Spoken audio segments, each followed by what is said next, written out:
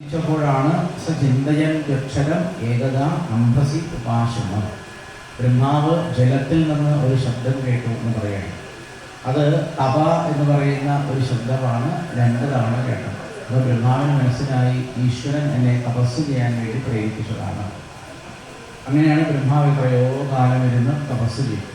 അങ്ങനെ തപസ് ചെയ്ത് ഭഗവാന്റെ ദിവ്യമായ ലോകം കണ്ടു. ആ ഭഗവാന്റെ ദിവ്യമായ ലോകത്തിലിരിക്കുന്ന സാക്ഷാൽ ഭഗവാനെ കണ്ടു. കിരീടനം, കുണ്ടലിനം, ചതുർഭുജം. ഭഗവാൻ 4 കൈകളുണ്ടായിരുന്നു. ആ 4 കൈകളിൽ ഭഗവാൻ ശംഖം, ചക്രം, ഗദ, താമര ഒക്കെ ധരിച്ചിരുന്നു. ഭഗവാൻ ശിരസിൽ തന്നെ കിരീടം ചാർത്തിയിരുന്നു. കുണ്ടലങ്ങൾ അണിഞ്ഞിരുന്നു. വക്ഷസിൽ സാക്ഷാൽ ലക്ഷ്മീദേവി ഉണ്ടായിരുന്നു. ഇങ്ങനെ അനേകം ആഭരണങ്ങളോടുകൂടിയിട്ടാണ് ഭഗവാൻ അവിടെ പ്രത്യക്ഷപ്പെട്ടത്. ആ പ്രത്യക്ഷപ്പെട്ട ഭഗവാൻ ബ്രഹ്മാവിനോട് പറഞ്ഞു, അങ്ങയുടെ തപസ്സെനിക്ക് വളരെ ഇഷ്ടപ്പെട്ടു, അതുകൊണ്ട് ഇനി എന്താണെന്ന് ആഗ്രഹിച്ച് ചോദിക്കാമെന്ന്. അപ്പോൾ ബ്രഹ്മാവ് പറഞ്ഞു, എനിക്ക് എങ്ങനെയാണ് ഈ പ്രപഞ്ചം സൃഷ്ടിക്കുക എന്ന് അറിയില്ല. അപ്പോഴാണ് ഭഗവാൻ അവിടെ വെച്ച് ചതുശ്ലോകി ഭാഗവതം പറഞ്ഞു കൊടുത്തത്. ഈ ബ്രഹ്മാവിന് പറഞ്ഞു കൊടുത്തു. അപ്പോൾ ചുരുക്കി പറഞ്ഞാൽ ബ്രഹ്മാവ് ഭഗവാനെ തപസ് ചെയ്തു, ഭഗവാൻ പ്രത്യക്ഷപ്പെട്ടു. ഭഗവാൻ അവിടെ വെച്ചാണ് ചതുശ്ലോകി ഭാഗവതം ഈ ബ്രഹ്മാവിന് പറഞ്ഞു കൊടുത്തു. ചതുശ്ലോകി ഭാഗവതം എന്ന് പറഞ്ഞാൽ 4 ശ്ലോകം കൊണ്ട് ഭാഗവതത്തിലെ സാരം മുഴുവനും ചുരുക്കി പറയുന്നതിനെയാണ് ചതുശ്ലോകി ഭാഗവതം. അതിൽ 1-ാമത്തെ ശ്ലോകത്തിൽ ഭഗവാൻ പറയുന്നു, അഹമേവാസമേവാഗ്രേ നാന്യത്തിൽ സരസൽപര പശ്ചാദഹം യത് ഏതച്ഛ യോഗശിഷ്യേത സ്വസ്യം. ഇതാണ് ചതുശ്ലോകിയിലെ 1-ാമത്തെ ശ്ലോകം. ഈ കാണുന്ന പ്രപഞ്ചം കണ്ടതില്ലായി എന്നുള്ള. പ്രപഞ്ചം ഉണ്ടാകുന്നതിന് മുമ്പ് ഇവിടെ ആര് മാത്രമാണ് ഉണ്ടായിരുന്നത്? ഭഗവാൻ മാത്രമാണ് ഉണ്ടായിരുന്നത്. പിന്നീട് കുറേ കാലം കഴിഞ്ഞാൽ എന്താകും? ഈ പ്രപഞ്ചമൊക്കെ നശിച്ചു. പ്രപഞ്ചമെല്ലാം നശിച്ചു പോയാൽ ഇവിടെ അവശേഷിക്കുന്നതും ആര് മാത്രമാണ്? ഭഗവാൻ മാത്രമാണ്. അപ്പോൾ പ്രപഞ്ചം ഉണ്ടാകുന്നതിന് മുമ്പ് ഭഗവാൻ മാത്രമേ ഉള്ളൂ. പ്രപഞ്ചമെല്ലാം നശിച്ചു കഴിഞ്ഞാലും ഇവിടെ ഭഗവാൻ മാത്രമേ ഉള്ളൂ. അപ്പോൾ ഇവിടെ പ്രപഞ്ചമായി തോന്നിക്കൊണ്ടിരിക്കുന്നത് എന്താ? ഈ പ്രപഞ്ചാകാരേണ ഇവിടെ ഇപ്പോൾ കണ്ടുകൊണ്ടിരിക്കുന്നതും സാക്ഷാൽ ഭഗവാൻ തന്നെയാണ്. ഭഗവാൻ ഇല്ലെങ്കിൽ എന്തില്ല? വളരെ ചുരുക്കി പറഞ്ഞാൽ ഭഗവാൻ ഇല്ലെങ്കിൽ പ്രപഞ്ചമില്ലാണ്. തിരിച്ചു പറയാൻ പറ്റും. ഭഗവാൻ ഉള്ളത് കൊണ്ടാണ് ഈ പ്രപഞ്ചം ഉള്ളതുപോലെ തോന്നുന്നത്. വാസ്തവത്തിൽ എന്തില്ല? ശരിക്കും ആത്യന്തികമായിട്ട് ഇന്ന് ആലോചിച്ചാൽ ഇവിടെ പ്രപഞ്ചം തന്നെ ഇല്ല എന്നാണ് വേദാന്ത ശാസ്ത്രങ്ങളൊക്കെ പറയുന്നത്. ഹൃദയർത്ഥം യൽ പ്രതീയേത ന പ്രതീയേത ചാത്മനി തദ്വിദ്യാത്മനോമായ വിദാഹാസോ വിധാത. ചുരുക്കി പറഞ്ഞാൽ ഈശ്വരനല്ലാതെ ഈ പ്രപഞ്ചത്തിൽ രണ്ടാമതൊരു വസ്തുവില്ല. പക്ഷെ നമ്മൾ എന്തുകൊണ്ടാണ് ഈശ്വരനെ കാണാത്തത്? അതൊരു ചോദ്യം. എല്ലായിടത്തും ഈശ്വരൻ നിറഞ്ഞു നിൽക്കുന്നുണ്ട്, എല്ലാ കാലത്തും ഈശ്വരനുണ്ട്. പക്ഷെ ആ ഈശ്വരനെ കാണാതിരിക്കുന്നത് മായ എന്ന് പറയുന്ന ഒരു ശക്തി കാരണമാണ്. അപ്പോൾ മായ നീങ്ങിയാൽ മാത്രമേ ആരെ കാണാൻ പറ്റുള്ളൂ? ഈശ്വരനെ കാണാൻ പറ്റുള്ളൂ എന്നർത്ഥം. ആ മായ നീങ്ങാനുള്ള മാർഗങ്ങൾക്കാണ് പലതരത്തിലുള്ള സാധനങ്ങൾ എന്ന് പറയുന്നത്. ആ സാധനങ്ങൾക്ക് വേണ്ടതുപോലെ അനുഷ്ഠിച്ചാൽ മാത്രമേ മായ നീങ്ങുകയുള്ളൂ. മായ നീങ്ങിക്കഴിഞ്ഞാൽ മാത്രമേ ആ മായാമഹനായിരിക്കുന്ന ഭഗവാനെ അറിയാൻ സാധിക്കുകയുള്ളൂ. ഇങ്ങനെ ചതുശ്ലോകി ഭാഗവതം കേട്ടപ്പോഴാണ് ബ്രഹ്മാവിന് എന്താണ് പ്രപഞ്ച നിർമ്മാണ രഹസ്യം എന്ന് മനസ്സിലായി. ആ ബ്രഹ്മാവാണ് പിന്നീട് ഈ കാണുന്ന പ്രപഞ്ചത്തെ സൃഷ്ടിച്ചതെന്ന് പറയും. പിന്നെ ഭാഗവതത്തിന് 10 ലക്ഷണങ്ങളുണ്ട് എന്നാണ് പിന്നീട് പറഞ്ഞത്. സർഗം, വിസർഗം, സ്ഥാനം, പോഷണം, ഊതി, മന്വന്തരം, ഈശാനുവധ, വിരോധം, മുക്തി, ആശ്രയം എന്ന് പറയുന്ന 10 ലക്ഷണങ്ങളാണ്. വെറുതെ നമ്മളിതിൻ്റെ പേര് കേട്ടോന്ന് നമുക്കൊന്നും മനസ്സിലാവില്ല. ഈ പറഞ്ഞ 10 ലക്ഷണങ്ങളും പിന്നീട് ഭാഗവതത്തിൽ വളരെ വിസ്തരിച്ച് പറഞ്ഞു. അതിനാദ്യം പറയുന്ന 2 കാര്യങ്ങളാണ് സർഗവും വിസർഗവും. സർഗം, വിസർഗം എന്നൊക്കെ പറഞ്ഞാൽ എന്താ? എങ്ങനെയാണ് ഈ പ്രപഞ്ചത്തെ സൃഷ്ടിച്ചത് എന്നാണ് പറഞ്ഞിരിക്കുന്നത്. പിന്നെ ഇത് വിതുര ഉദ്ധവ സംവാദ രൂപത്തിലും അതുപോലെ വിതുര മൈത്രേയ സംവാദ രൂപത്തിലും 2 രൂപത്തിലാണ് ഭാഗവതത്തിൽ പറഞ്ഞിരിക്കുന്നത്. അതിലാദ്യം പറഞ്ഞിരിക്കുന്നത് വിതുര ഉദ്ധവ സംവാദമാണ്. വിതുരനും ഉദ്ധവനും 2 മഹാത്മാക്കളായിരുന്നു. ആ 2 മഹാത്മാക്കൾ ഒരിക്കൽ യമുനാ നദിയുടെ തീരത്ത് വെച്ച് കണ്ടുമുട്ടി എന്നാണ് ആദ്യമായിട്ട് പറഞ്ഞിരിക്കുന്നത്. വിതുരൻ ശരിക്കും പറഞ്ഞാൽ എവിടെയായിരുന്നു? ഹസ്തിനപുരത്തിലായിരുന്നു താമസം. ധൃതരാഷ്ട്രം ചെയ്യുന്ന ഓരോരോ കാര്യങ്ങൾ കാണുമ്പോഴൊക്കെ വിതുരൻ അദ്ദേഹത്തോട് പറയും, അങ്ങനെ ചെയ്യരുതെന്ന് പറയും. പലതരത്തിലുള്ള അധർമ്മങ്ങളാണ് ആര് ചെയ്യാറുള്ളത്? ധൃതരാഷ്ട്രം ചെയ്യാറുള്ളത്. അപ്പോഴൊക്കെ വിതുരൻ പറയും, അങ്ങനെ ചെയ്യരുതെന്ന്. ഒരു തവണ പറഞ്ഞു, അങ്ങക്ക് 100 പുത്രന്മാരുണ്ട്. ആ 100 പുത്രന്മാരിൽ ദുര്യോധനനെ കൊണ്ടാണ് ഈ കുഴപ്പം. അതുകൊണ്ട് ദുര്യോധനാകുന്ന ഒരു പുത്രനെ ഉപേക്ഷിച്ചാൽ അങ്ങേക്ക് രക്ഷപ്പെടാം എന്ന് പറഞ്ഞു. ഇതാരും കേട്ടു? ഞാൻ പറയുന്നത് നിങ്ങൾ കേൾക്കുന്നുണ്ടോ? നിങ്ങൾ ഞാൻ പറയണമെന്ന് കേൾക്കുന്നുണ്ടോ? മനസ്സിലാവുന്നുണ്ടോ? അതൊന്നും മനസ്സിലാവുന്നില്ലേ? നിങ്ങൾ അഭിഭാവം കണ്ടിട്ട് നിങ്ങൾക്ക് ഞാനൊന്നും മനസ്സിലാവുന്നില്ല എന്നാണ് എനിക്ക് പറയാം. ഉച്ചയ്ക്ക് ഊണാധികം കഴിച്ചുകൊണ്ടിരിക്കാനായി. ഉച്ചയ്ക്ക് ഊണാധികം കഴിച്ചാൽ അല്ലെങ്കിൽ തന്നെ നമ്മളൊന്നും ബുദ്ധി വേണ്ടതുപോലെ ഉപയോഗിക്കാം. അപ്പോൾ ആഹാരം കൂടി കുറേ കഴിച്ചാൽ എന്താ? കുറേ ആഹാരം കഴിച്ചാൽ നമ്മുടെ ബുദ്ധിക്ക് പ്രവർത്തിക്കും. നമുക്ക് പറയണമെന്ന് മനസ്സിലാവും. അതുകൊണ്ടാണ് ഈ പഴയ ആൾക്കാരൊക്കെ ആഹാരം വളരെ കുറച്ച് ഉപയോഗിച്ചു. എത്രത്തോളം നിങ്ങൾ കുറഞ്ഞ ആഹാരം കഴിക്കുന്നതോ കുറച്ച് ആഹാരം കഴിക്കുന്നതോ അത്രത്തോളം നമ്മുടെ ബുദ്ധി എന്താവും? വേണ്ടതുപോലെ പ്രവർത്തിക്കും. അല്ലെങ്കിൽ നമ്മുടെ ബുദ്ധി ഇങ്ങനെ ഒരു മന്ദത വരുമ്പോഴത്തേക്കും. ഏതായാലും വിതുരനും മൈത്രേയനും കൂടി തമ്മിൽ കണ്ടുമുട്ടിയെന്നെങ്കിലും മനസ്സിലായല്ലോ, എങ്കിലും മനസ്സിലാവും. അതിപ്പോൾ പോട്ടെ. അപ്പോൾ ആരായിരുന്നു വിതുരനും മൈത്രേയനും? അല്ലെങ്കിൽ ആരായിരുന്നു വിതുരനും ഉദ്ധവനും? ഇവർ 3 പേരും മഹാത്മാക്കളായി. നമ്മൾ കഴിഞ്ഞ ദിവസം കുറേ മഹാത്മാക്കളുടെ പേര് പറഞ്ഞു. അങ്ങനെയുള്ള 3 മഹാത്മാക്കളാണ് വിതുരൻ, ഉദ്ധവൻ, മൈത്രേയൻ. 3 മഹാത്മാക്കളാണ്. മഹാത്മാക്കൾ എന്ന് പറഞ്ഞാൽ ജീവിതകാലം മുഴുവനും ധർമ്മത്തിൻ്റെ പാതയിൽ സഞ്ചരിച്ചുകൊണ്ട് ഭഗവാനെ വിചാരിച്ചുകൊണ്ട് ലോകനന്മ ചെയ്തവരെയാണ് എന്ത് പറയുന്നത്? മഹാത്മാക്കൾ എന്ന് പറയും. അപ്പോൾ വിതുരനും ഉദ്ധവനും കണ്ടുമുട്ടുന്നത് യമുനാ നദിയുടെ തീരത്ത് വെച്ചിട്ടാണ്. ശ്രീകൃഷ്ണ ഭഗവാനിൽ നിന്ന് പലതരത്തിലുള്ള ധർമ്മോപദേശങ്ങളൊക്കെ കേട്ട് കഴിഞ്ഞിട്ടാണ് ഉദ്ധവൻ ഇവിടേക്ക് പുറപ്പെട്ടത്. നേരെ ബദരി എന്ന് പറയുന്ന ആശ്രമത്തിലേക്ക് നടന്ന് പോവുകയാണ്. വിതുരൻ എവിടുന്നാണ് വരുന്നത്? വിതുരനെ ഹസ്തിനപുരത്തിൽ നിന്ന് ദുര്യോധനാണ് ആട്ടി പുറത്താക്കിയത്. അങ്ങനെ വിതുരൻ അവിടുന്ന് പുറത്താക്കിയ സമയത്ത് പല പല ക്ഷേത്രങ്ങളിലൊക്കെ സഞ്ചരിച്ച് പല പല പുണ്യതീർത്ഥങ്ങളിലൊക്കെ സഞ്ചരിച്ചിട്ടാണ് വിതുരൻ ഇവിടെ എത്തിച്ചേരുന്നത്. യമുനാ നദിയുടെ തീരത്തെത്തിച്ചേരുന്നു. ചുരുക്കി പറഞ്ഞാൽ യാത്രയുടെ ഇടയിലാണ് വിതുരനും ഉദ്ധവനും കൂടി യമുന എന്ന് പറയുന്ന പുഴയുടെ തീരത്ത് വെച്ച് കണ്ടുമുട്ടുകയാണ്. കണ്ടുമുട്ടിയ സമയത്ത് അവരെന്ത് ചെയ്തു? പരസ്പരം ആലിംഗനം ചെയ്തു. ഇതിന് വിതുരൻ അവിടെ വെച്ച് ഉദ്ധവനോട് അനേകം ചോദ്യങ്ങൾ ചോദിക്കുകയാണ്. കാരണം ഉദ്ധവൻ വരുന്നത് എവിടെ നിന്നാണ്? ദ്വാരകയിൽ നിന്നാണ് വരുന്നത്. ഇന്നത്തെ മാതിരി ഇങ്ങനെ വാർത്തകൾ അറിയാനുള്ള സൗകര്യങ്ങളൊന്നും ഇല്ലാത്ത ഒരു കാലത്താണ് ഈ കഥ നടക്കുന്നത്. 2 പേര് പരസ്പരം കണ്ടുമുട്ടുമ്പോൾ യാത്രാമധ്യത്തിലൊക്കെയാണ് വാർത്തകളൊക്കെ പരസ്പരം കൈമാറും. അപ്പോൾ ഉദ്ധവനോട് ദ്വാരകയിലെ എല്ലാ വാർത്തകളും ആര് ചോദിച്ചു? വിതുരൻ ചോദിച്ചു. ശ്രീകൃഷ്ണ ഭഗവാനെക്കുറിച്ച്, ബലരാമനെക്കുറിച്ച്, ഭഗവാന്റെ പത്നിമാരെക്കുറിച്ച്, ഭഗവാന്റെ കുട്ടികളെ പറ്റിയൊക്കെ ചോദിച്ചു.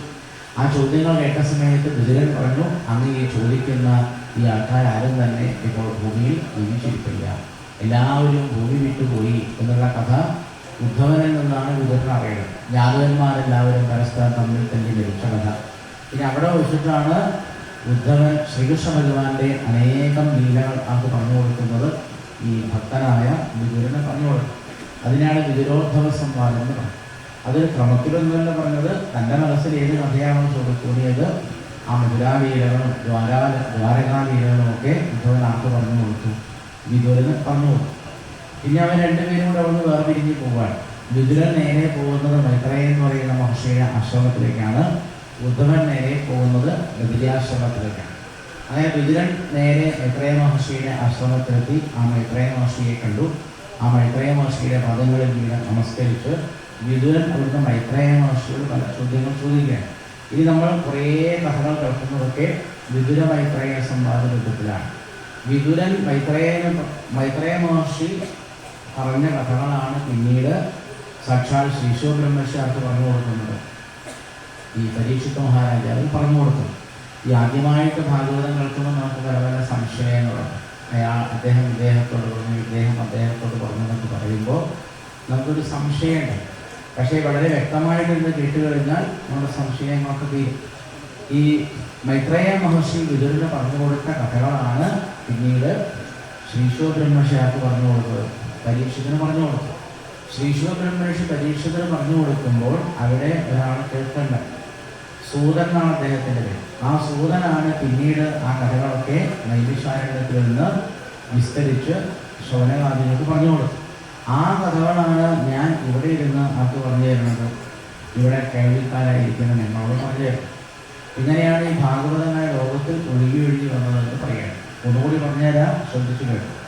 ആദ്യം ഭഗവാൻ ബ്രഹ്മാവിന് ഭാഗവതം പറഞ്ഞു കൊടുത്തു. അപ്പോൾ ബ്രഹ്മാവിന് എന്ത് മനസ്സിലായി? ഭാഗവതം മനസ്സിലായി. ബ്രഹ്മാവ് പിന്നീട് ഭാഗവതം ആർക്ക് പറഞ്ഞു കൊടുത്തു? നാരദ മഹർഷിക്ക് പറഞ്ഞു കൊടുത്തു. അങ്ങനെ നാരദ മഹർഷിക്ക് ഭാഗവതം മനസ്സിലായി. നാരദ മഹർഷി തനിക്ക് കിട്ടിയ ഭാഗവതം വേദവ്യാസ മഹർഷിയെ പഠിപ്പിച്ചു. വേദവ്യാസ മഹർഷി എന്ത് ചെയ്തു? തനിക്ക് കിട്ടിയ ഭാഗവതം തൻ്റെ പുത്രനായിരിക്കുന്ന ഈ ശ്രീശുകനെ പഠിപ്പിച്ചു. ശ്രീശുക ബ്രഹ്മർഷിയാണ് പിന്നീട് തനിക്ക് കിട്ടിയ ഭാഗവതം പരീക്ഷിത് മഹാരാജാവിനെ കേൾപ്പിച്ചു. അത്രയും മനസ്സിലായോ? അത്രയും ഓർത്തിരിക്കാൻ പറ്റുമോ? അത് കഴിഞ്ഞ് പറയണോ?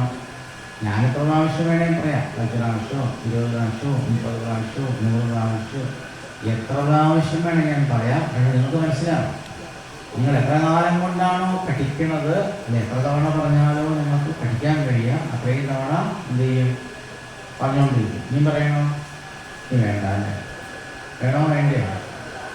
വേണമെന്നാണോ വേണ്ടെന്നാണോ? ഓർമ്മിക്കാൻ പറ്റും? പറ്റും. ഓർമ്മിക്കാൻ പറ്റുമെങ്കിൽ കുഴപ്പമില്ല. ഏതായാലും നിങ്ങളൊരു കൈവഴിയായിട്ട് ഇങ്ങനെ ഗുരു ശിഷ്യ പരമ്പരയാണ് നമുക്ക് കിട്ടിയതാണ്. ഏത് ഭാഗവതം എന്നെങ്കിലും മനസ്സിലാക്കും. അതിൽ ഈ ബ്രഹ്മാവിൻ്റെ കഥയാണ് പിന്നീട് അനേകം അധ്യായങ്ങളിൽ വർണ്ണിക്കുന്നത്. ഈ കഥകളൊക്കെ പറഞ്ഞു കൊടുക്കുന്നത് മൈത്രേയനാണ് വിതുരന് പറഞ്ഞു കൊടുക്കുന്നത്. അപ്പോൾ ബ്രഹ്മാവ് നേരത്തെ പറഞ്ഞല്ലോ, ഈ തപസ് ചെയ്യാൻ വലിയ താല്പര്യമുള്ളതാണ് ബ്രഹ്മാവ്. അങ്ങനെ ബ്രഹ്മാവ് എത്രയോ കാലം ഇരുന്നങ്ങനെ തപസ് ചെയ്തു. അങ്ങനെ ആ ബ്രഹ്മാവിൻ്റെ തപസ്സിൻ്റെ ഫലമായിട്ടാണ് ബ്രഹ്മാവിന് ഈശ്വരാനുഗ്രഹം കൊണ്ടാണ് ഈ പ്രപഞ്ചം സൃഷ്ടിക്കാൻ പറ്റുന്നത്. ഇന്ന് കാണുന്ന പ്രപഞ്ചം പണ്ട് ഇതുപോലെ ഇല്ലായിരുന്നു എന്ന് പറയുന്ന ഭാഗം. ഇന്ന് നമ്മൾ ഇതെല്ലാം പ്രപഞ്ചം എന്ന് പറഞ്ഞാൽ എന്താ? ഈ പ്രപഞ്ചം എന്ന് പറഞ്ഞാൽ ഭൂമി. നമ്മളെവിടെ താമസിക്കുന്നത്? പുത്തൂർമഠത്തിലാണ്. പുത്തൂർമഠമാണ് ശരി. ആ പുത്തൂർമഠം എന്ന് പറയുന്നത് കോഴിക്കോട് ജില്ലയിലെ ഒരു ചെറിയ സ്ഥലമാണ്. കോഴിക്കോട് എന്ന് പറഞ്ഞാൽ എന്താ? വലിയ ഒരു കേരളത്തിലെ ഒരു ചെറിയ ജില്ലയാണ് അല്ലേ? കേരളം എന്ന് പറഞ്ഞാൽ എന്താ? ഭാരതം എന്ന് പറയുന്ന വലിയ രാഷ്ട്രത്തിലെ ഒരു ചെറിയ സംസ്ഥാനമാണ് കേരളം. അപ്പോൾ ഭാരതം എന്ന് പറഞ്ഞാൽ എന്താ? ഭാരതം എന്ന് പറഞ്ഞാൽ ഏഷ്യ എന്ന് പറയുന്ന വലിയ വൻകരയിലെ ഒരു രാജ്യത്തിൻ്റെ പേരാണ് ഇത് ഭാരതം. അപ്പോൾ ഏഷ്യ എന്ന് പറഞ്ഞാൽ എന്താ? ഏഷ്യ എന്ന് പറഞ്ഞാൽ ഭൂമിയിൽ കുറേ വൻകരകളുണ്ട്. ആ വൻകരകളിൽ ഒരു വൻകരയുടെ പേരാണ് ഏഷ്യ. അപ്പോൾ ഭൂമി എന്ന് പറഞ്ഞാൽ എന്താ? ഭൂമി എന്ന് പറഞ്ഞാൽ സൗരയൂഥത്തിൽ കുറേ ഗ്രഹങ്ങളും ഗോളങ്ങളൊക്കെ ഉണ്ട് അല്ലേ? ആ സൗരയൂഥത്തിലുള്ള ഒരു ഗ്രഹമാണിത് ഭൂമി. പണ്ട് നമ്മൾ വിദ്യാലയങ്ങളൊക്കെ പഠിച്ചത് ഓർമ്മയുണ്ടോ? എന്ത്? ബുധൻ, ശുക്രൻ, ഭൂമി. ഓർമ്മയുണ്ടോ? ഓർമ്മ വരുന്നുണ്ടോ? അപ്പോൾ എപ്പോഴെങ്കിലും ഓർമ്മ വരുന്നുണ്ടോ? ബുധൻ, ശുക്രൻ, പിന്നെന്താ? ഭൂമി, യുറാനസ്. അങ്ങനെയൊക്കെ ഉണ്ടല്ലോ ഗ്രഹങ്ങൾ. അതൊന്നും ഭാഗവതത്തിൽ ഇങ്ങനെ ഇംഗ്ലീഷ് പേരുകളൊന്നും. യുറാനസ് ഒരു ഇംഗ്ലീഷ് പേരാണ് അല്ലേ? ഇംഗ്ലീഷ് അല്ലേ? യുറാനസ് ഒരു ഇംഗ്ലീഷ് പേരാണ്. ജൂപ്പിറ്റർ അത് ഇംഗ്ലീഷ് പറയുന്ന പേരാണ്. വീനസ്, സൺ എന്നൊക്കെ പറയുന്നത് ഇംഗ്ലീഷുകാരുടെ പേരാണ്. സംസ്കൃതത്തിൽ എന്താ പേര് പറയുക? ബുധൻ എന്ന് പറയുക. പിന്നെ ശുക്രഹ എന്ന് പറയും അല്ലേ? ബുധഹ, ശുക്രഹ, പിന്നെ ഭൂമി അല്ലേ? അങ്ങനെയാണ് പേര്. അപ്പം ഇങ്ങനെയുള്ള ഈ ഗ്രഹങ്ങളെല്ലാം കൂടി ചേർന്ന് എന്ത് ചെയ്യുന്നുണ്ട്? സൂര്യനെ പ്രദക്ഷിണം വയ്ക്കുന്നുണ്ട്. അതറിയാലോ? അത് പറയുന്നു. അതൊക്കെ അറിയോ? എന്ത്? ബുധൻ, ശുക്രൻ മുതലായ ഈ ഗ്രഹങ്ങൾക്ക് ആരെ പ്രദക്ഷിണം വയ്ക്കുന്നു? സൂര്യനെ പ്രദക്ഷിണം. ഇതിനെല്ലാം കൂടി ചേർന്നിട്ടാണ് സൗരയൂഥം എന്ന് പറയാം അല്ലേ? സോളാർ സിസ്റ്റം എന്നൊക്കെ കേട്ടത്. അതിലൊരു സൗരയൂഥം മാത്രമേ ഉള്ളൂ ആണോ? ഇല്ല. ആ സൗരയൂഥത്തിനടുത്ത് വേറെ സൗരയൂഥങ്ങളുണ്ട്. അങ്ങനെയുള്ള കുറേ ഗ്രഹങ്ങളും ഗോളങ്ങളും എല്ലാം കൂടി ചേർന്നാൽ അതിനെ ഗാലക്സി എന്നാണ് ഇംഗ്ലീഷിൽ പറയുന്നത്. വലിയൊരു ഗാലക്സി. അപ്പം നമ്മൾ താമസിക്കുന്നത് ആകാശഗംഗ എന്ന് പറയുന്ന എത്രയോ വലിയ ഒരു ഗാലക്സിയിലാണ് അത് താമസിക്കുന്നത്. നമ്മൾ താമസിക്കുന്നത് അങ്ങനെയുള്ള ഗാലക്സി എത്രയുണ്ട്?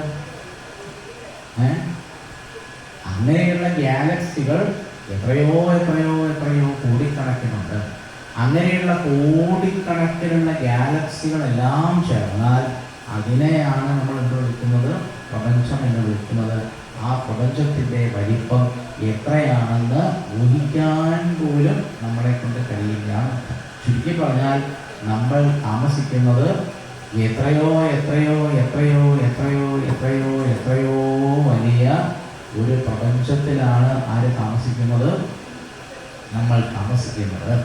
അപ്പം ഇത്രയും വലിയ ഈ മഹാപ്രപഞ്ചം പണ്ട് ഇല്ലായിരുന്നു എന്ന് പറയുന്നു ഭാഗവതം. പ്രപഞ്ചമില്ല, സൂര്യനില്ല, ഭൂമിയില്ല, നക്ഷത്രങ്ങളില്ല, ഗ്രഹങ്ങളില്ല, ഗുണങ്ങളില്ല, രാവില്ല, പകലില്ല, യാതൊന്നുമില്ലാത്ത ഒരു കാലം. അന്ന് ആര് മാത്രമേ ഉള്ളൂ?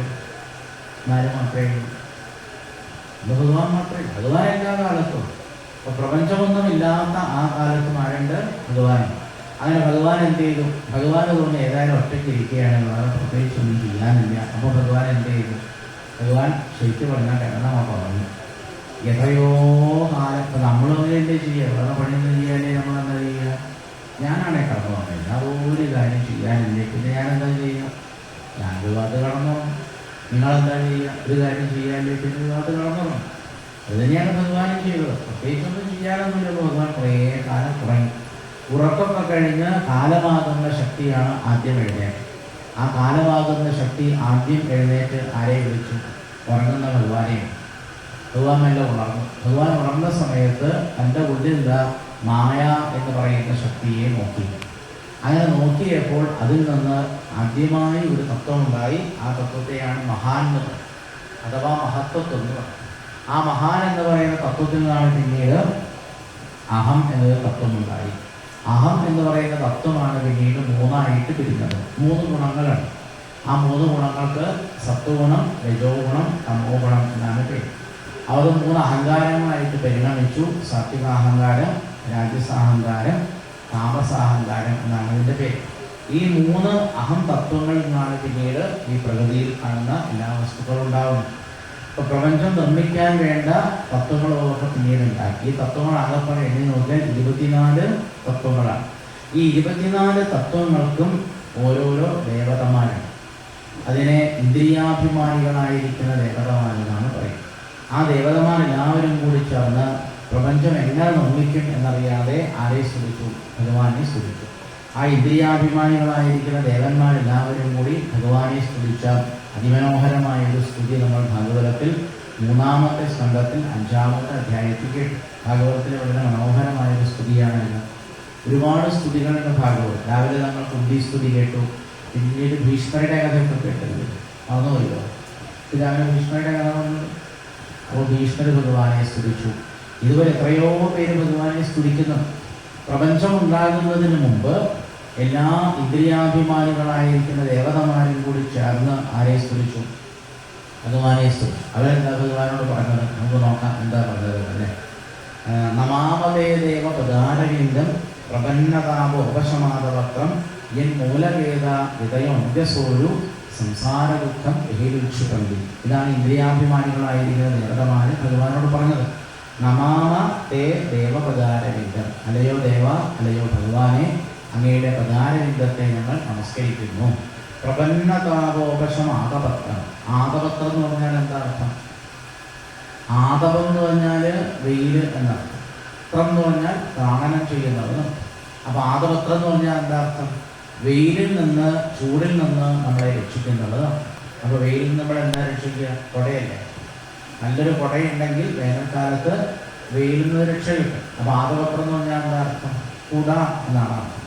അപ്പോൾ ഇനി കുട കയ്യിൽ പിടിക്കുമ്പോഴൊക്കെ ഏതായാലും ഇപ്പം മഴക്കാലമാണല്ലോ അല്ലേ, കുട എപ്പോഴും ആവശ്യമാണ്.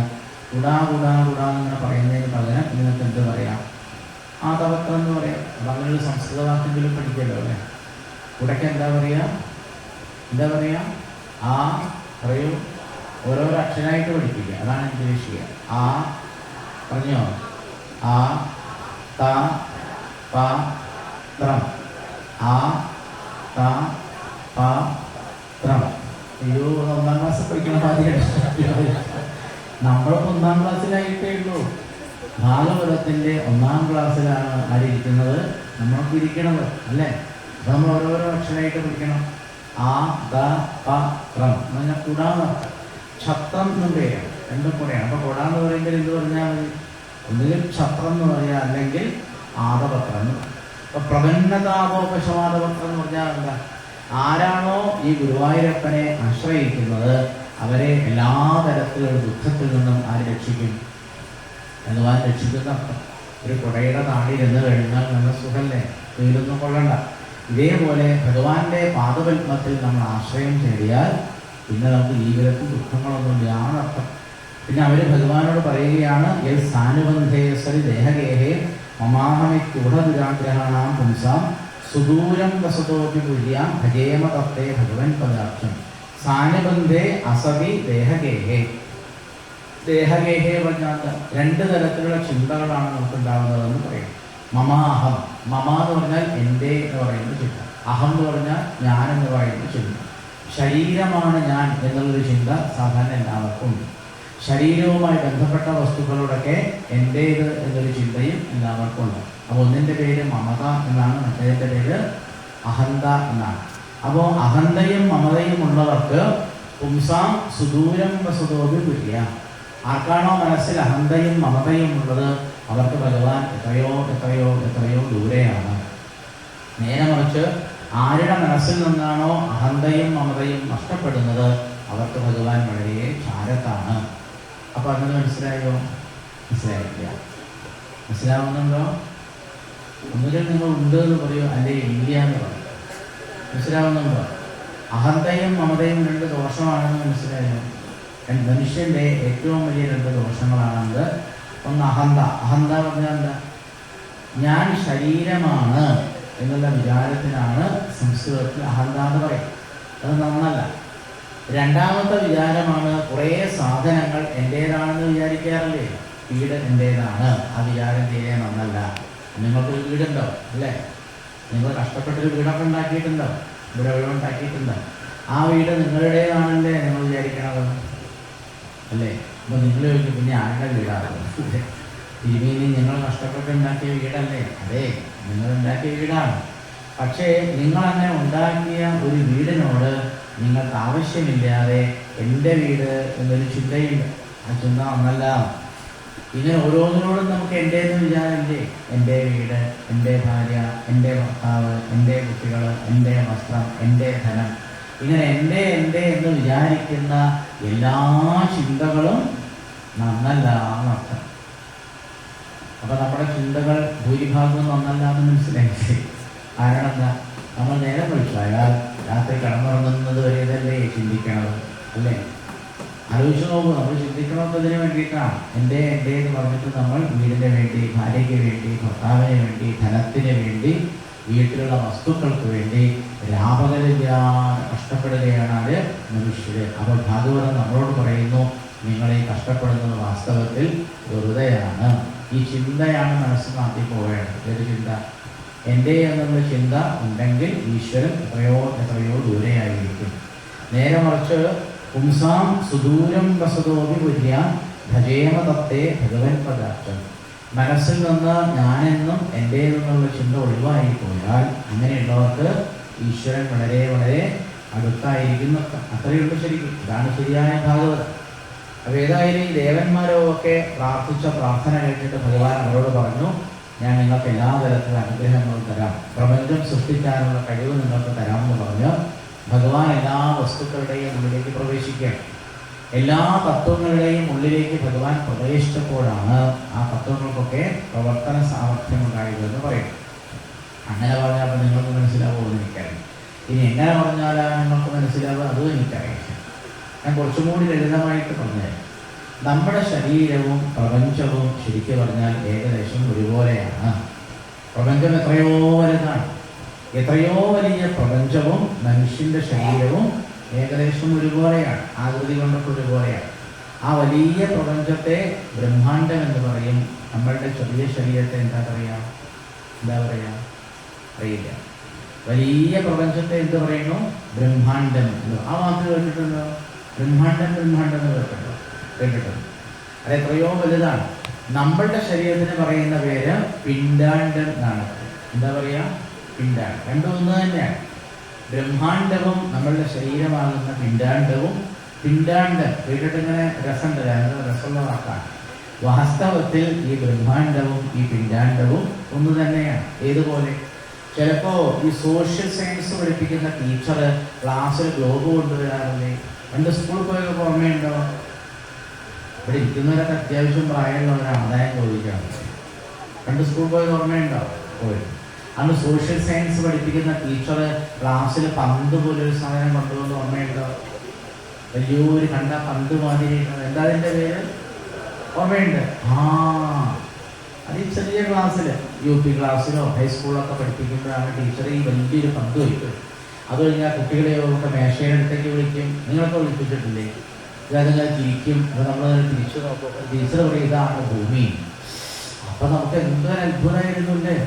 അല്ല ടീച്ചറെ, ഇത്ര വലിയൊരു ഭൂമിയാണോ ഈ മേശപ്പുറത്ത് കാണുന്നത്? അപ്പോൾ ടീച്ചർ എന്താ പറയുക, ഇത്രയും വലിയൊരു ഭൂമിയാണ് ടീച്ചർ എന്ത് ചെയ്തത്, ചെറുതാക്കി ചെറുതാക്കി ചെറുതാക്കി നിങ്ങൾക്ക് പഠിക്കാൻ വേണ്ടി ചെറിയ ഒരു ഭൂമിയാക്കി ഒരു ഗ്ലോബാക്കി മേശപ്പുറത്ത് വെച്ചത്. അപ്പോൾ ആ ഗ്ലോബ് ഇങ്ങനെ തിരിഞ്ഞാൽ എന്ത് കാണാം, ശാന്തസമുദ്രം കാണാം, കണ്ടില്ലേ അതിൽ, അറ്റ്ലാന്റിക് സമുദ്രം കാണാം, ഇന്ത്യൻ മഹാസമുദ്രം കാണാം, സമുദ്രങ്ങളൊക്കെ പ്രത്യേകം അടയാളപ്പെടുത്തിയിട്ടുണ്ടാവും, ഏഷ്യ കാണാം, അമേരിക്ക കാണാം, എല്ലാ രാജ്യങ്ങളും ആ തിരിയുന്ന ഗ്ലോബിൽ ഉണ്ടാവില്ലേ, ഉണ്ടാവില്ല. അപ്പോൾ നമുക്ക് തോന്നില്ലേ ഇതിൽ ഭാരതം എവിടെയാണ് തോന്നുമ്പോൾ ടീച്ചർ ഭാരതം കാണിച്ചു തരും. അപ്പോൾ ആ കുട്ടി ചോദിക്കും കേരളം എവിടെയാണ് ചോദിക്കും. അപ്പോൾ ടീച്ചർ തൊട്ട് കാണിച്ചത് ഇവിടെയാണെങ്കിൽ ഇത്ര ചെറുതാണോ കേരളം. പിന്നെ ആ കേരളത്തിൽ കോഴിക്കോട് എവിടെയാണ് ചോദിച്ചാൽ കാണിച്ചല്ലേ ടീച്ചർ. ആ ഗ്ലോബിൽ ഒരു പോയിന്റിൽ ചെറിയൊരു വട്ടം വരച്ചിട്ടുണ്ട്. അപ്പോൾ ഇത്ര ചെറുതാണോ കോഴിക്കോട്? അത്ര ചെറുതല്ല, വലിയ ഭൂമിയെയാണ് ചെറുതാക്കി ചെറുതാക്കി ഒരു ഗ്ലോബാക്കിയത്. അപ്പോൾ ആ വലിയ കോഴിക്കോട് അതിലെന്തായിരിക്കും, ഒരു ചെറിയൊരു വട്ടായിരിക്കില്ലേ, ആയിരിക്കും. ഇതേപോലെ ഈ മഹാപ്രപഞ്ചത്തിൻ്റെയും മനുഷ്യൻ്റെ ശരീരത്തിൻ്റെയും ആകൃതി ഏകദേശം ഒരുപോലെയാണ് അർത്ഥം. അത് മനസ്സിലായി. ഈ മഹാപ്രപഞ്ചത്തിൻ്റെയും ഒരു മനുഷ്യൻ്റെയും ആകൃതി ഏകദേശം ഒരുപോലെയാണ്. ആ മഹാപ്രപഞ്ചത്തെ എന്ത് പറയണോ, ബ്രഹ്മാണ്ടം എന്ന് പറയണോ, നമ്മുടെ ശരീരത്തെ പിണ്ടാണ്ടം എന്ന് പറയും. അപ്പം നമ്മുടെ ശരീരത്തെ പറ്റി നമുക്ക് ഈ പ്രപഞ്ചം എന്ന് പറഞ്ഞാൽ മനസ്സിലാവും. നമ്മുടെ ശരീരത്തിൽ എന്താ കണ്ടത്, അതാലോചിച്ചോളൂ. കൈയുണ്ട്, കാലുണ്ട്, കണ്ണുണ്ട്, മൂക്കുണ്ട്, ചെവിയുണ്ട്, അല്ലേ? ഇനി ഉള്ളിലേക്ക് നോക്കിയാൽ എന്താ കണ്ട്, മനുഷ്യൻ്റെ ശരീരത്തിനുള്ളിൽ എന്തുണ്ട്, ഹൃദയമുണ്ട്, വൃക്ക രണ്ടെണ്ണമുണ്ട്, രണ്ടെണ്ണമല്ലേ? രണ്ടെണ്ണമില്ലാത്തവരുണ്ടോ? ചില ആൾക്കാർ ഒന്ന് കൊടുത്തിട്ടൊക്കെ ഉണ്ടാവും. ചില ആൾക്കാർ 2 വൃക്കയുള്ളത് എന്ത് ചെയ്യും, ആർക്കെങ്കിലും കൊടുത്തിട്ടുണ്ട്. പിന്നെ അപൂർവം ചില ആൾക്കാർക്ക് ഒരു വൃക്കയുണ്ടാവും, രണ്ടെണ്ണം ഉണ്ടാവില്ല. അങ്ങനെയുള്ള മനുഷ്യരുണ്ട്, അങ്ങനെയുള്ളവരുണ്ട്. അപ്പോൾ നമുക്ക് എന്തൊക്കെ ഉണ്ട് ശരീരത്തിനുള്ളിൽ, ഇതൊക്കെ മനസ്സിലാവുന്നുണ്ടോ? അതൊക്കെ മനസ്സിലാവും. നിങ്ങൾക്ക് മനസ്സിലാവണം എന്നോട് പറഞ്ഞാൽ നിങ്ങൾക്ക് മനസ്സിലാവും. നിങ്ങൾക്ക് മനസ്സിലാവാത്ത മഹാപ്രപഞ്ചത്തെ പറ്റി ഇവിടെ നിന്ന് പറഞ്ഞാൽ വല്ലതും മനസ്സിലാവും. അപ്പം നിങ്ങളുടെ ശരീരത്തിനുള്ളിൽ എന്തൊക്കെയുണ്ട്, ഹൃദയമുണ്ട്, വൃക്കയുണ്ട്, പ്ലീഹ എന്ന് പറഞ്ഞ സാധനമുണ്ട്, തലയിലുള്ളിൽ എന്തുണ്ട്, എന്തൊക്കെയുണ്ട്, തലച്ചോറുണ്ട്, അല്ലേ? സെറിബ്രം എന്ന് പറഞ്ഞൊരു സാധനമുണ്ട്, സെറിബെല്ലം എന്ന് പറഞ്ഞൊരു സാധനമുണ്ട്, മെഡുല ഒബ്ലാങ്കേറ്റ എന്ന് പറഞ്ഞൊരു സാധനമുണ്ട്. ഇതൊക്കെ ഉണ്ടോ ഇപ്പോൾ തലയിലുള്ളത്? സംശയമുണ്ടോ? ഈ പറഞ്ഞതൊക്കെ ഉണ്ട്. ഇതൊക്കെ എല്ലാ മനുഷ്യർക്കും ഏകദേശം ഒരുപോലെയാണ്. എല്ലാ മനുഷ്യരുടെയും വൃക്ക ഏകദേശം ഒരേ ഭാഗത്താണ്. അങ്ങനെയല്ലേ? ആണ്. എല്ലാ മനുഷ്യരുടെയും ശരീരത്തിൽ ഈ അവയവങ്ങളൊക്കെ വെച്ചത് ഏകദേശം ഒരേപോലെയാണ്, വലിയ വ്യത്യാസമൊന്നുമില്ല. അതുകൊണ്ടല്ലേ ഡോക്ടർമാർക്ക് ചികിത്സിക്കാൻ പറ്റണത്. അല്ലെങ്കിൽ ഡോക്ടറിനെ ചികിത്സിക്കുക. ഡോക്ടറെ മുമ്പിൽ വരുന്ന ഓരോരോ രോഗി വൃക്ക ഓരോ സ്ഥലത്താണെങ്കിൽ ഒരു രോഗിയുടെ വൃക്ക തലയിൽ, വേറൊരു രോഗിയുടെ വൃക്ക മൂക്കിൻ്റെ ഉള്ളിൽ, വേറൊരു രോഗിയുടെ വൃക്ക കാലിൻ്റെ ഉള്ളിൽ, വേറൊരു രോഗിയുടെ വൃക്ക കൈയിൻ്റെ ഉള്ളിലൊക്കെയാണ് ഡോക്ടർ ചികിത്സിക്കാൻ പറ്റുമോ? ചികിത്സിക്കാൻ പറ്റില്ല. ഡോക്ടറുടെ മുമ്പിൽ വരുന്ന എല്ലാ രോഗികളുടെയും വൃക്ക ഏകദേശം ഒരു ഭാഗത്തേക്ക്, അല്ലേ? എല്ലാ രോഗികളുടെയും സെറിബ്രം ഏകദേശം ഒരേ ഭാഗത്താണ്. അതുകൊണ്ടാണ് ഡോക്ടറിന് ചികിത്സിക്കാൻ പറ്റണം. അപ്പം ഞാനെന്തിനാ ഇതൊക്കെ പറഞ്ഞതെന്ന് പറഞ്ഞാൽ, നമ്മളുടെ ശരീരത്തിലുള്ള എല്ലാ അവയവങ്ങളും പ്രവർത്തിക്കുന്നത് ഗുരുവായൂരപ്പൻ്റെ അനുഗ്രഹം കൊണ്ട് മാത്രമാണ്. കാലുകൊണ്ട് നടക്കാൻ പറ്റണല്ലേ? കാലുകൊണ്ട് എങ്ങനെയാണ് നടക്കുക? അതെന്താ അതെല്ലാവർക്കും അറിയില്ല. അങ്ങനെയല്ലേ? എങ്ങനെയാണ് നടക്കണത്? വലത്തെ കാലം മുന്നോട്ട് വയ്ക്കുന്നു, അല്ലേ? ഒരു വലത്തെ കാലം നിലത്ത് അമർത്തി വയ്ക്കുന്നു. അത് കഴിഞ്ഞാൽ ഇടത്തെ കാലം പൊക്കുന്നു, പിന്നെ ഇടത്തെ കാലം നിലത്ത് അമർത്തി വയ്ക്കുന്നു, അല്ലേ? അത് കഴിഞ്ഞാൽ ഏത് കാലം പൊക്കുക? വലത്തെ കാലം പൊക്കുന്നു, അല്ലേ? ഈ ഒരു പ്രവർത്തനം ആവർത്തി ചെയ്യുന്നതിനാണ് എന്താ പറയുക, നടക്കുക എന്ന് പറയും. പക്ഷെ നിങ്ങൾ ശ്രദ്ധിച്ചിട്ടുണ്ടോ എന്ന് എനിക്കറിയില്ല, നമ്മൾ നടക്കുമ്പോൾ നമ്മളുടെ കാല് പിന്നിലേക്കല്ലേ മടങ്ങുക? ആണോ? നീ പെണ്ണൊക്കെ നടന്നു നോക്കേണ്ടി വരുമോ? മനുഷ്യൻ നടക്കുമ്പോൾ അവൻ്റെ കാലം എങ്ങോട്ടാണ് മടങ്ങുക? പിന്നിലേക്കല്ലേ. പിന്നിലേക്ക് കാല് മടക്കി മടക്കി മടക്കി മനുഷ്യൻ മുന്നോട്ടല്ലേ നടക്കുന്നത്? ആണോ? മൈത്രേയ മഹർഷിക്ക് അപാര ബുദ്ധിയാണ്. മൈത്രേയ മഹർഷി കൊച്ചു കുട്ടികൾക്ക് ക്ലാസ് എടുക്കുന്നത് പോലെയാണ് വിതുര മഹാശയന് ഈ പ്രപഞ്ചം എങ്ങനെയാണ് സൃഷ്ടിച്ചതെന്ന് പറഞ്ഞു കൊടുക്കുന്നത്. ആരെ ബുദ്ധിയാണ് ആർക്ക്? എനിക്കല്ല, മൈത്രേയ മഹർഷിക്ക് അപാര ബുദ്ധിയാണ്. അപ്പൊ തൻ്റെ മുമ്പിലിരിക്കുന്ന വിതുര മഹാശയന് കൊച്ചു കുട്ടികൾക്കൊക്കെ ഒരു വലിയ ശാസ്ത്രം എങ്ങനെയാണോ പഠിപ്പിച്ചു കൊടുക്കുന്നത്, അത്രയും വിദഗ്ധമായിട്ടാണ് മൈത്രേയ മഹർഷി ഈ പ്രപഞ്ച നിർമ്മാണമാകുന്ന ഒരു വലിയ ശാസ്ത്രം പഠിപ്പിച്ചു കൊടുക്കുന്നത്. നല്ല രസമാണിത് പഠിക്കാൻ, നല്ല രസമാണ്, നമുക്കിതിൽ താല്പര്യം ഉണ്ടാവണമെന്നാണ്. ചുരുക്കി പറഞ്ഞാൽ നമ്മുടെ ശരീരത്തിലെ കയ്യ്, കാല്, കണ്ണ്, മൂക്ക് ഇതെല്ലാം പ്രവർത്തിക്കുന്നത് ആരുടെ കഴിവുകൊണ്ടാണ്? ഈശ്വരന്റെ സാന്നിധ്യം കൊണ്ടാണ്.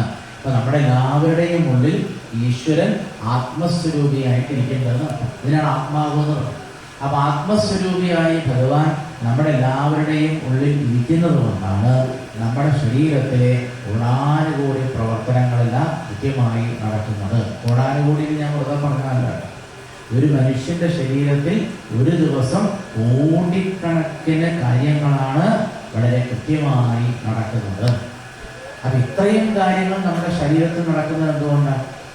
ഭഗവാന്റെ സാന്നിധ്യം നമ്മുടെ ശരീരത്തിൽ ഉള്ളത് കൊണ്ട് മാത്രമാണ് ഈ കോടിക്കണക്കിന് കർമ്മങ്ങളൊക്കെ, പ്രവർത്തനങ്ങളൊക്കെ നമ്മുടെ ശരീരത്തിൽ നടക്കുന്നത് നടത്താം. നേരെ മറിച്ച് ഭഗവാൻ ശരീരത്തിൽ നിന്ന് മാറിയിരുന്നാലും അതിനാണല്ലോ മരണം എന്ന് പറയും, അല്ലേ? മരിച്ചു കഴിഞ്ഞാൽ എന്താ ബാക്കിയാവുക? ശരീരം ബാക്കിയാവും. ആ ശരീരത്തിന് കണ്ണും കയ്യും കാലും മൂക്കൊക്കെ ഇല്ലേ? പക്ഷെ അത് പ്രവർത്തിക്കുമോ? ഒരു ഡെഡ് ബോഡി ഭാഗത്ത് കിടത്തിയുന്നുണ്ട്. ആ ഡെഡ് ബോഡിക്ക് എന്തുണ്ട്? ശവശരീരത്തിന് എന്തുണ്ട്? കാലുണ്ട്. പക്ഷെ നടക്കുമോ? നടക്കില്ല. എന്താ നടക്കാത്തത്? ശവശരീരം കാലുണ്ടായിട്ട് എന്താ നടക്കാത്തത്? ഈശ്വരന്റെ ശക്തിയിലുള്ളിൽ നിന്ന് പോയി. അതുകൊണ്ടാണ് ശവശരീരത്തിന് കണ്ണുണ്ട്, പക്ഷെ കണ്ണോട് അത് ചെയ്യാൻ പറ്റില്ല, കാണാൻ പറ്റില്ല. അതെന്താ പറ്റാത്തത്? ഈശ്വരന്റെ ശക്തി എന്ന് പുറത്തേക്ക് പോയി. ആ ശവശരീരത്തിന് ചെവിയുണ്ട്, പക്ഷെ കേൾക്കാൻ പറ്റില്ല. എന്താ കാരണം? ആ ഈശ്വര ശക്തി ശരീരം വിട്ട് പുറത്തു പോയതുകൊണ്ടാണ്. ആ ഈശ്വര ശക്തി ശരീരം വിട്ട് പുറത്തു പോകുന്നതിനാണ് നമ്മൾ സാധാരണ മരിച്ചു എന്ന് പറയും.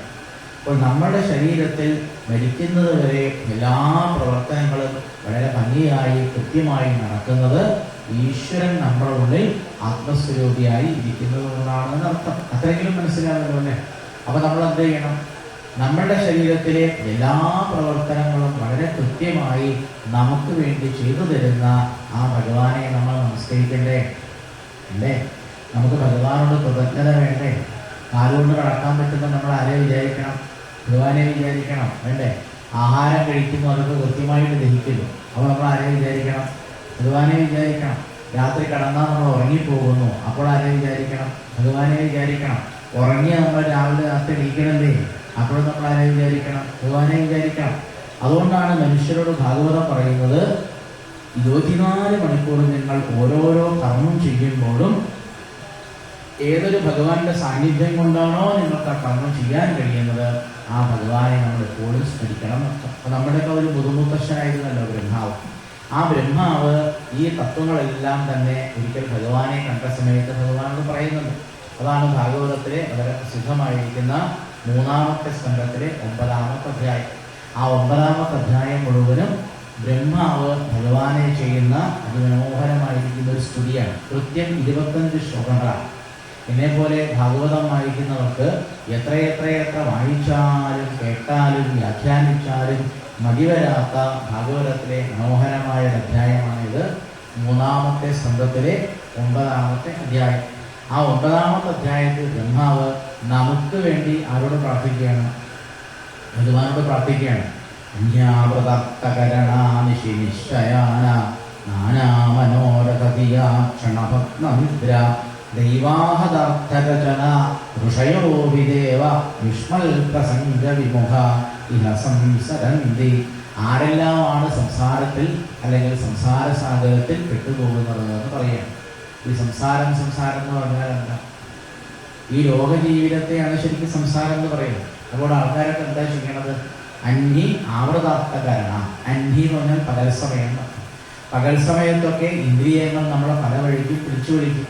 ആ 11 ഇന്ദ്രിയങ്ങളും നമ്മളെ എങ്ങോട്ടാണോ പിടിച്ചു വലിക്കുന്നത് ആ ഭാഗങ്ങളിലൊക്കെ സഞ്ചരിച്ച് വളരെയധികം ക്ലേശിക്കുകയാണ് പകൽ സമയക്കാര് മനുഷ്യര്. പിന്നെ നിശി നിശ്ചയാണ്. നിശി പറഞ്ഞാൽ രാത്രി. രാത്രി നമ്മൾ എന്താ ചെയ്യുക? രാത്രി നമ്മൾ ഏതെങ്കിലും ഭാഗത്ത് കടന്നുറങ്ങും, അല്ലേ? നാനാ മനോരഥതീയ. ആ കിടക്കുന്ന സമയത്ത് മനസ്സിൽ പലതരത്തിലുള്ള മനോരഥങ്ങൾ ഉണ്ടാവും.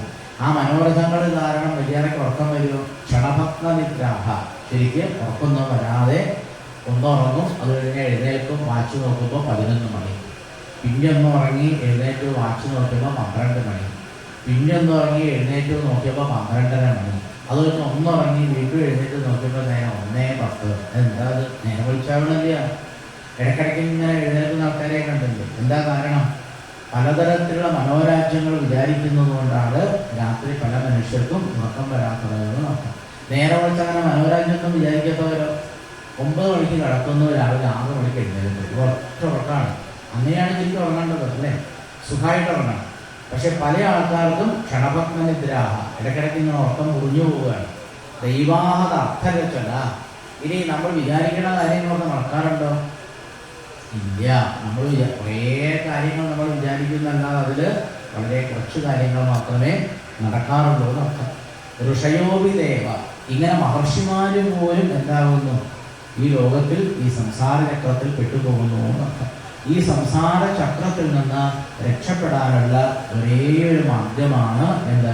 ഭഗവാനെ ആശ്രയിക്കുക എന്നുള്ളത്. പൂർണ്ണമായും ഭഗവാനെ ആശ്രയിച്ചുകൊണ്ട് ആരാണോ ജീവിക്കുന്നത് അവർക്ക് വളരെ എളുപ്പത്തിൽ ഈ സംസാര ചക്രത്തിൽ നിന്ന് രക്ഷപ്പെടാൻ സാധിക്കും എന്നാണ് ബ്രഹ്മാവാസ്തുതിയിൽ പറയുന്നത്. അപ്പോൾ നമ്മൾ ആരെയും ഭജിക്കണം?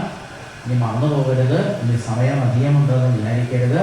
എത്രയോ ചുരുങ്ങിയ സമയം നമുക്കുള്ളൂ. ഉള്ള ജീവിതകാലം മുഴുവനും ഭഗവാനെ സേവിക്കാനും ഭഗവാനെ ഭജിക്കാനും നമ്മൾ തയ്യാറാവണം എന്നാണ് ആ ബ്രഹ്മസ്തുതിയിൽ പറയുന്നത്. ഏതായാലും നമ്മൾ ആ ബ്രഹ്മസ്തുതി വരെയുള്ള ഭാഗങ്ങളാണ് കേട്ടത്. ഇനി നമുക്ക് കുറേ അധ്യായങ്ങൾ വായിക്കാനുണ്ട്. അത് വായിച്ചിട്ട് നമുക്ക് ആ കഥകൾ കൂടി അനുസ്മരിക്കണം. വരാഹമൂർത്തിയുടെ ഒരവതാരം ഭാഗവതത്തിൽ വർദ്ധിക്കുന്നുണ്ട്. അതാണ് വരാഹാവതാരം. അപ്പം എങ്ങനെയാണ് ഈ വരാഹാവതാരം ഉണ്ടായത്? ആ വരാഹമൂർത്തിയായിരിക്കുന്ന ഭഗവാന്റെ ലീലകൾ എന്തെല്ലാമായിരുന്നു എന്നാണ് ഇനി അടുത്ത